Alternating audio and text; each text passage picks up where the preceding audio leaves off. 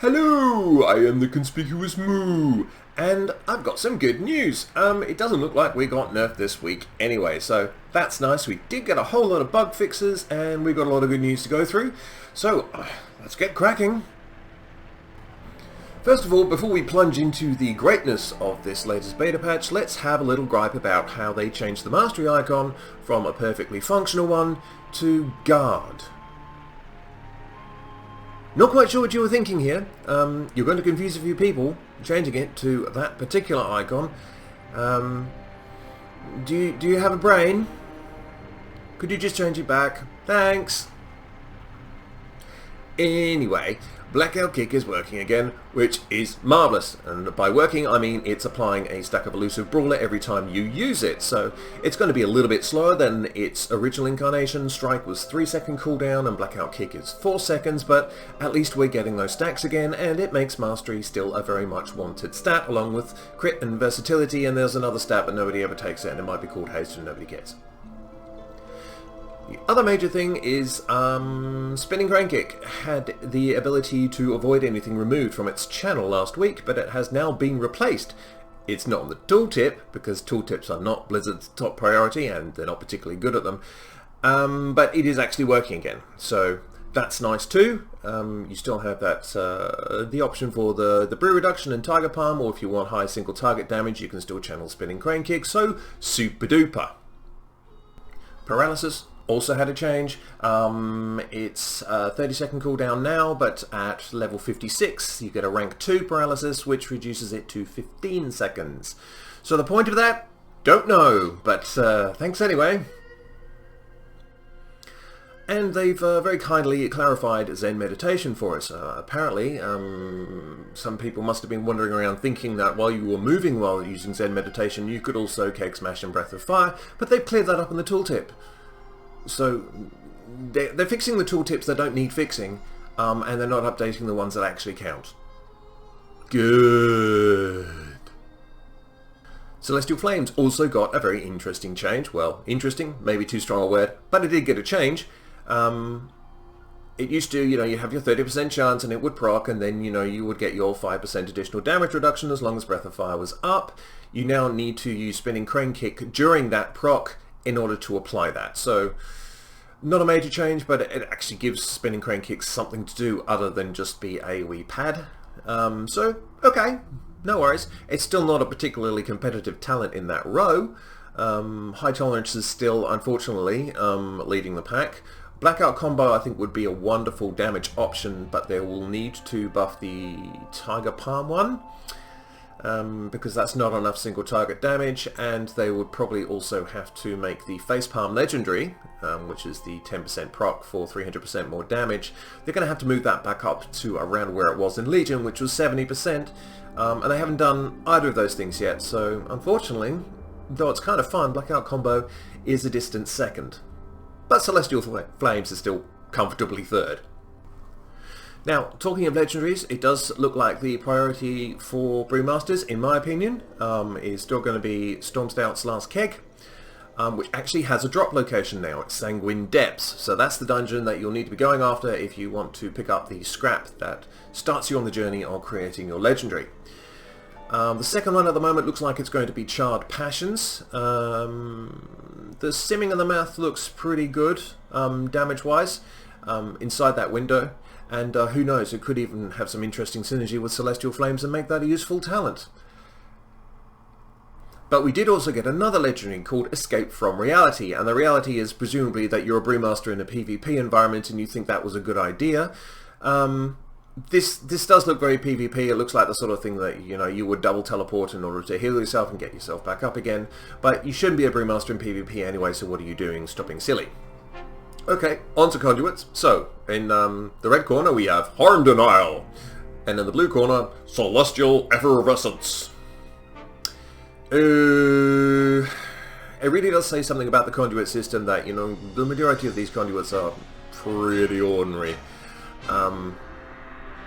And so, this is two bald men fighting over a comb over the second endurance conduit, basically. Harm Denial, I thought was a lot stronger than it actually is. It looks like the damage is actually only proccing off the of the actual expel harm.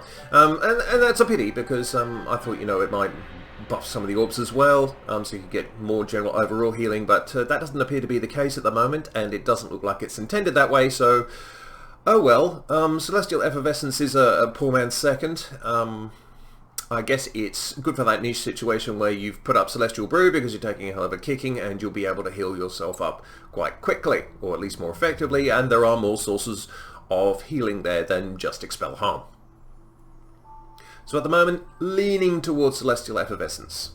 Probably a points decision, that boxing match. Evasive Stride is still busted as hell. Yes, they haven't got around to fixing this one. They have fixed a lot of our bugs, but this wasn't one of them. It is still proccing off 98% of the red stagger damage you do will be healed instead of actually taking this damage. Obviously broken. And yes, let's hope they fix that one soon, because we'd like to test it. And we can't do that when it's that broken. We did start to get some news as well on where these conduits are going to drop. Scalding Brew conduit, for example, which will be one of your early ones probably, will be dropping from Surgeon Stitchflesh, which sounds like a lovely chap, in the Necrotic Wake. Celestial Effervescence drops from an Affront of Challengers, which is the first bosses in Theatre of Pain.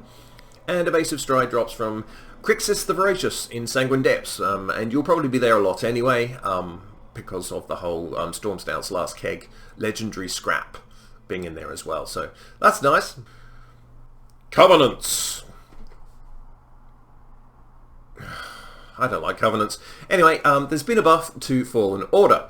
It didn't need one. It was already a pretty strong single target DPS cooldown on 3 minutes, but now the ghosts last for 6 seconds, up from 4 seconds. So it's even more stupidly strong. It's not a very exciting option, it never has been, but it will be the Covenant of choice if you just want that single target damage.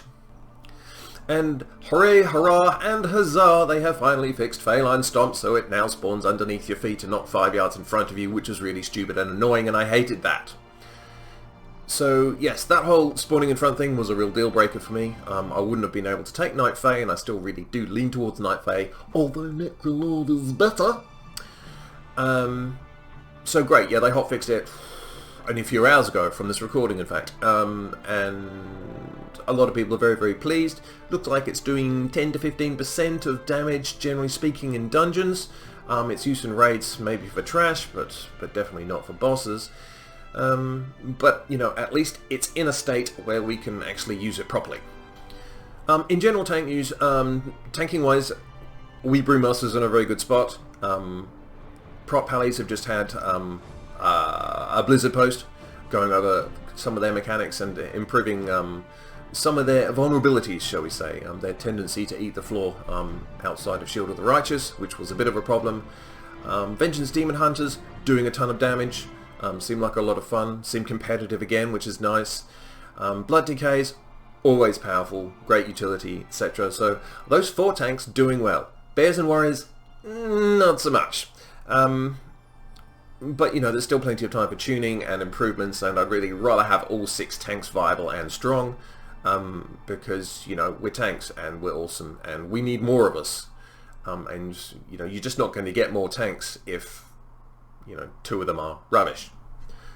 Threat remains an issue. Threat seems directly tied to damage at the moment, excessively so, I would say. Paladins and Vengeance Demon Hunters are the ones who are really pumping out the DPS right now, so they're the ones who aren't having any threat issues. We have a workaround, of course, with Dave, the statue, who will pull everything you want, and probably a little bit more that you didn't expect from around the corner. So we have a workaround, but yeah, because we're low damage at the moment, we're not generating that much threat, and that is becoming an issue. Hopefully there will be a proper damage tuning pass before Shadowlands launches, otherwise dungeons are going to be really, really painful. And so, yes, that's your lot. We did rather well this week, I think. Didn't get any nerfs to Celestial Brew. We still have Magic Stagger, which is very important. so we're safe. For now, I mean, you know, I'm not counting chickens before they hatch. It's very likely that Celestial Brew is going to get a change of some kind. It just wasn't this week, and we have had a lot of bug fixes.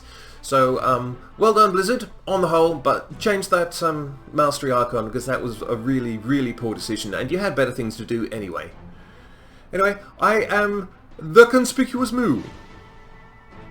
Let's go have a brew.